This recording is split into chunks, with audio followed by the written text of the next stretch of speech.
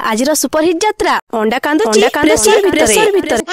हाँ आज्ञा चलंतु आउ ये यात्रा को लास्ट जाए एंजॉय करंतु। तो आज दिनटा किछि एमिति थिला ना किछि रोसई करिया को इच्छा होतला ना किछि काम करिया को इच्छा नतले भी कोन लाभ जे निजे न मले कोन स्वर्ग दर्शन हेलानी सेति पई भाबिली जाय एमिति किछि बनेबी पार्टी को भी रुचिबो आ चुटकी रे रेडी भी हेइ जिवो। सेति पई जथा शीघ्र आसी बसी पडिली रोसई करिया को। तो आज 12टा भी थिला महाबुधवार सेति पई अंडा देटा आनी कढई रे बॉयल करिया पई छाडी देली। एंड अंडा गुडा बॉयल हेबा भितरे एपटे पियाज आलू टमाटो को काटी रेडी कर देली आ एपटे सोयाबीन को किछि टाइम पई पानी रे बतरिया पई छाडी देली। सब हेबा भितरे प्रेसर रे हल्का तेल दे आलू गुडा हल्का हल्का भाजिया पई छाडी देली। तो जेहेतु अंडा गुडा भी सिजेइतला अंडा गुडा को काटी चोपा छडे देली आ आलू परे परे सोयाबीन अंडा को आने हल्का आंच रे भाजी देली। अरे एगुडा सब यात्रा रो मेलोडी पार्ट थिला एबे तो असली यात्रा आरंभ हबो।